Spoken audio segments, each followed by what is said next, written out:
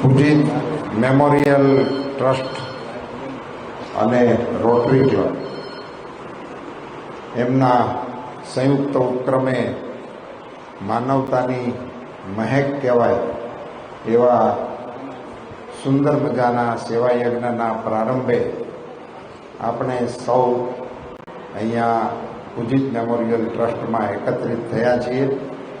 આદરણીય પૂર્વ મુખ્યમંત્રી ભાઈ શ્રી વિજયભાઈ રૂપાણી, રાજ્યસભાના સભ્ય ભાઈ શ્રી રામભાઈ મોકરિયા, રાજકોટના ધારાસભ્ય બેન શ્રી દર્શિતાબેન, અમારા મહામંત્રી અશ્વિનભાઈ મોલિયાજી, અમારા જયમીનભાઈ જેઓ આ સેવા પ્રકલ્પમાં મેડિકલનું આખું સંભાળવાની જવાબદારી આ ટ્રસ્ટની સાથે રહીને સંભાળી રહ્યા છે.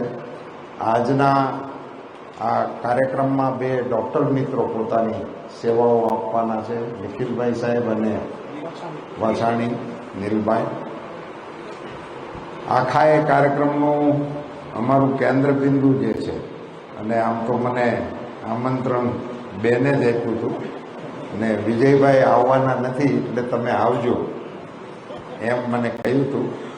એમનો પણ આ સેવા યજ્ઞનો મને સાક્ષી બનાવવા માટે આભાર માનું છું, ધન્યવાદ પાઠવું છું. આપ સૌ આ યજ્ઞના સાક્ષી બનવા, એમાં સહકાર આપવા, એમને પ્રોત્સાહન આપવા માટે પધારેલા આપ સૌ ભાઈઓ બહેનો.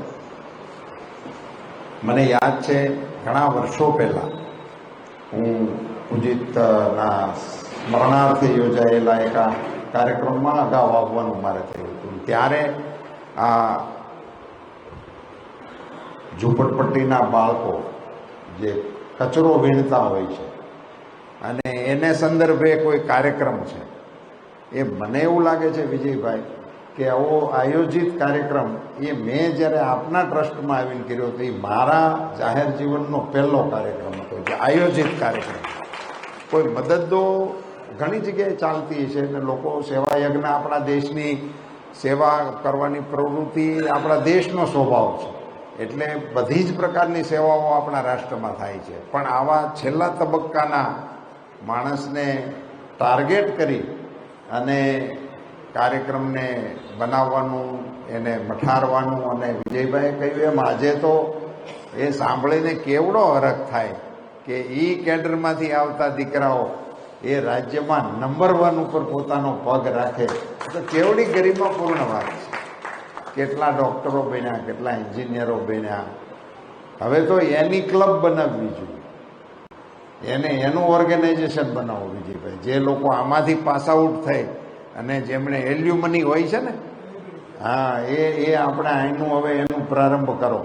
એટલે એ એક બહુ સ્વયં સમર્થિત એક, એને પણ ગૌરવ થશે, આપણી સંસ્થાને પણ ગૌરવ થશે. અને એના ઉપક્રમે એમને એકત્રિત કરીને આપણે કાર્યક્રમોની શૃંખલાનો એક ભાગ એને પણ આપણે બનાવીએ.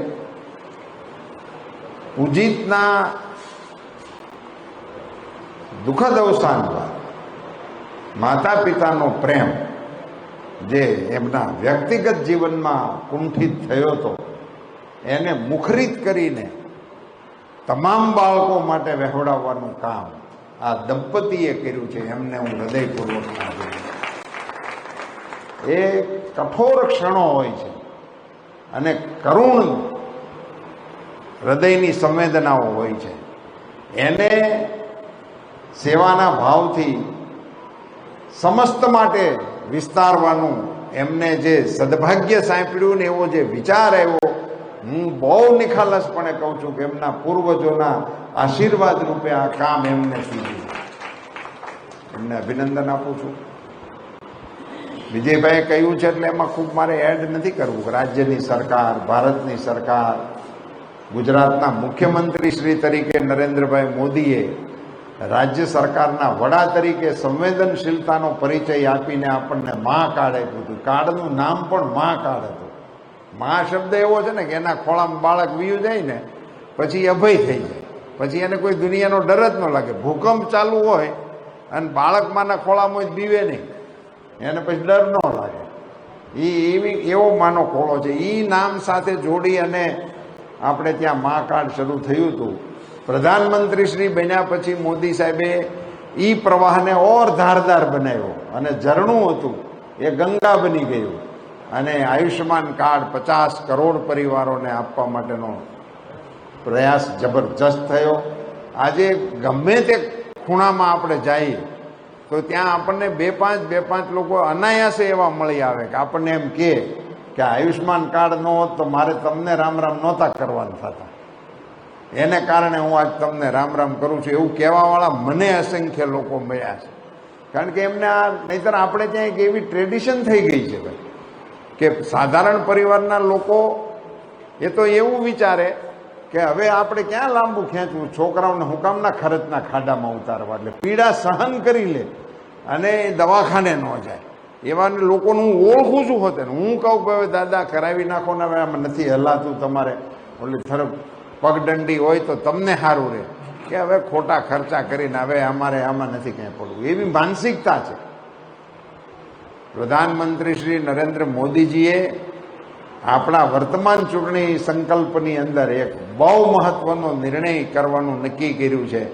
70 વર્ષથી ઉપરના તમામ વડીલોને આયુષ્યમાન કાર્ડની અંદર આવરી લેવા માટેનો સંકલ્પ લીધો છે. મને એમ લાગે છે કે સરકાર તરફથી પરિવાર ઉપરના વડીલોની જવાબદારી એ હવે સરકારે પોતાની માથે લઈ લઈને તમામ પરિવારોને એમાંથી બોજ મુક્ત કરી દીધા છે. મને એમ લાગે છે કે મોદી પરિવારની જે કલ્પના છે એનો સીધો પરિચય આ વાત છે કે આખા દેશના પરિવારોના વડીલોને હવે મોદી સાહેબ એમની સારવારના ક્ષેત્રની અંદર આવરી લેવાના છે. એવા સંજોગોમાં અહીંયા આજે મને તો યાદ નહોતું, આ જયમીનભાઈ કીધું ત્યારે યાદ આવ્યું કે ગાલ પચોળાઓના માટેની રસી આપવાના છે. વિજયભાઈ અમને ઓફિસમાં કહેતા હતા પણ અહીંયા ના બોલ્યા. અમે નાના હતા તે તો આમાં આવું હાલતું કે એકલો ખાઈ અને ગાલ પચોળા થાય.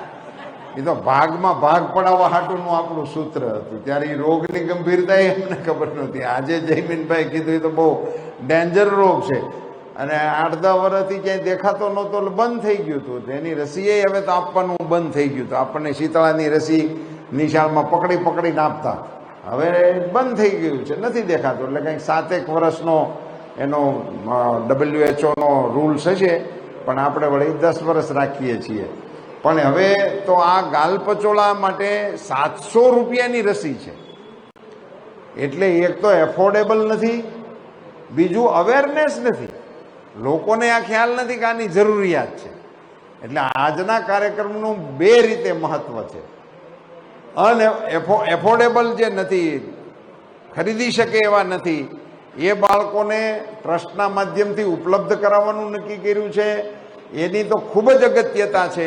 પણ આજના મીડિયાના જો કોઈ મિત્રો હોય, અને હું આપણા ટ્રસ્ટના આગેવાનોને કહું છું કે આ ગાલપચોળાની વર્તમાન સ્થિતિ, એની અસરો અને એની અવેરનેસ માટે આજના કાર્યક્રમને માધ્યમ બનાવીને એ પ્રકારની પ્રેસ રિલીઝ થાય, એ અવેરનેસ માટે બહુ જ અગત્યનું છે. અહીંયા આપણને 200, 300, 500 લોકોને એનો લાભ મળશે, પણ અવેરનેસ થશે તો બધી જગ્યાએ લોકો આ દિશામાં પ્રવૃત્ત થશે.